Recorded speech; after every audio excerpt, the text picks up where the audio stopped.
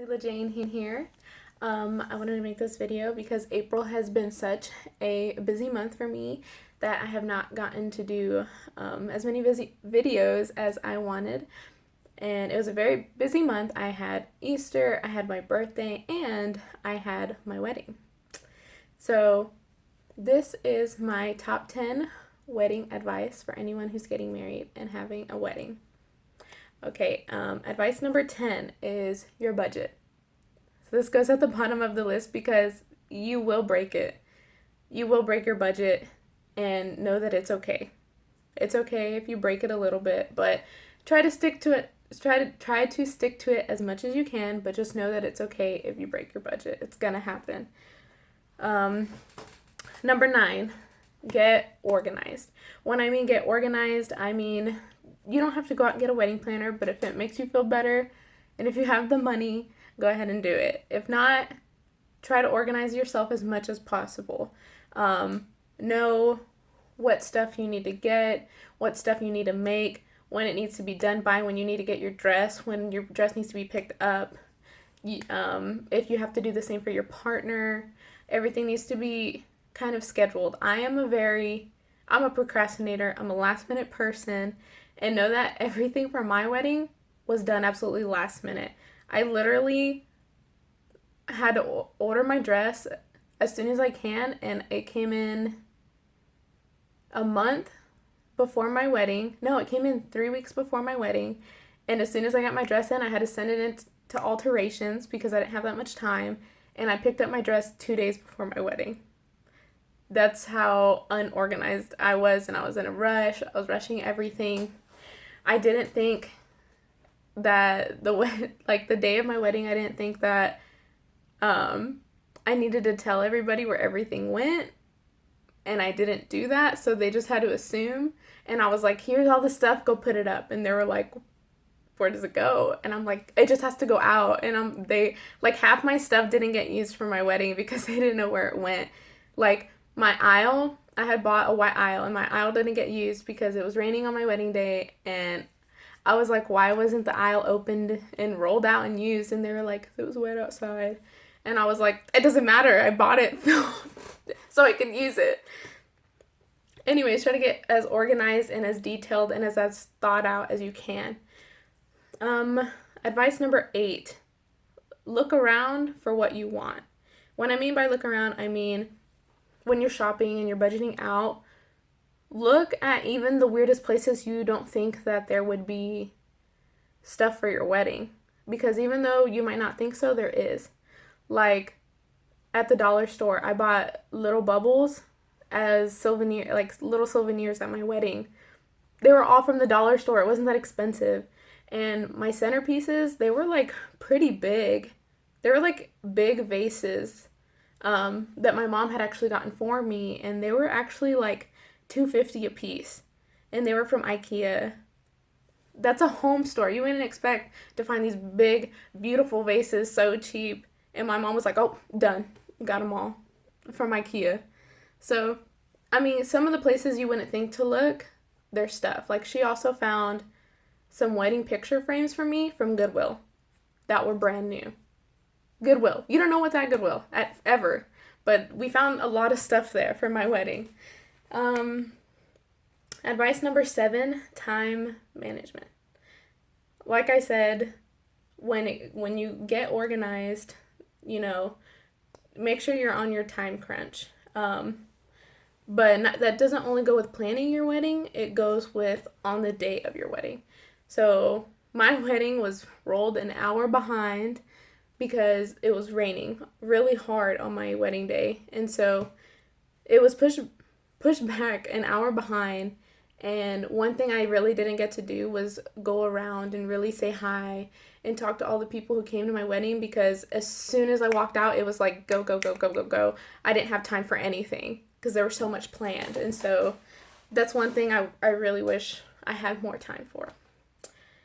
But, I mean, everything turned out fine, so I'm fine. I'm married. That's the happy ending. You get to get married. Advice number 6, find what's important to you for your wedding. So For some people, it's so important to have the perfect cake. For some people, it's so important to have the perfect dress. A limo has to pick me up and drop me off. Whatever it is that's really important to you, stick with that. But just know if you have like a lot of things that you really want, some of those things are unnecessary. So you need to cut them out so you don't put as much stress on yourself. Like for me, I thought I had to have a photo booth because ever since me and my husband had been dating, we'd been taking the photo strip pictures, and I really, really wanted one for my wedding. And I was like, no, I have to have it. Everything got busy. I wasn't organized. I didn't end up getting one. But what was nice is that I didn't end up needing one because people were running around, talking, having fun. And so I didn't need one. Honestly, I wouldn't have time myself to even get into my own photo booth. So, I mean, it was fine that I didn't get one. Number 5, the food. The food at your wedding. It doesn't matter if your wedding is small, if your wedding is big, food is always important for you and other people. So just know that if you don't have good food, people are going to talk shit. But just know that people are going to talk shit no matter what. It doesn't matter. But food is really important. You want to be satisfied with what you ate, and you want your guests that came out to come and see you on your celebration day to enjoy their food as well. So just keep that in mind. It's pretty important. Number 4, think about the people to invite. So what I mean by that is, do you have siblings that you don't like, siblings that you don't talk to, people that you like, people that you don't talk to, co-workers, like how important are they to you? You need to think about those people that you really want to invite. And if you have, if you can only invite a certain amount of people, who do you need to cut out? That's something very, very important to think about, is always who you're going to invite, or if you're going to have a small family wedding. Sometimes it's a little bit easier just because you're like, everybody's like, oh, I want to be invited. And you're like, we don't hang out. We don't go out. Like, we don't hang out outside of work. Then don't invite them. If you don't hang out outside of work, don't invite them. But family members are a little bit different, so just keep that in mind. Advice number 3, invite a little bit over what your limit is on people you should invite, just because some people won't show up. And so get as organized as you can in your time management. Send out your invitations on time and ask for an RSVP. Some people will say, sorry, I can't go, but thanks for the invite anyway. Okay, well, guess what? You have, you invited 10 more people, 5 more people. Some of those people will say they'll actually go, some will say they won't. It's just like a normal party, but a lot more people actually say that they want to go to your wedding. But just keep that in mind. Invite a little bit over on your limit of people. Advice number 2, get a photographer. Doesn't matter what your wedding is, how big or small it is, get a photographer. You want those pictures forever. Pictures will last forever. If you can get a videographer, that's cool. Go ahead and get it. But pictures will last forever. Pictures will not change, and you want that memory of your day and how beautiful you looked and how happy you looked and everyone that came out to come and see you. Like, every person that I had talked to that had a wedding, I had asked them, what's one thing you would have changed? And they said, either 1, I would have gotten a photographer, a professional photographer, or 2, I would have spent a little extra money on a professional photographer.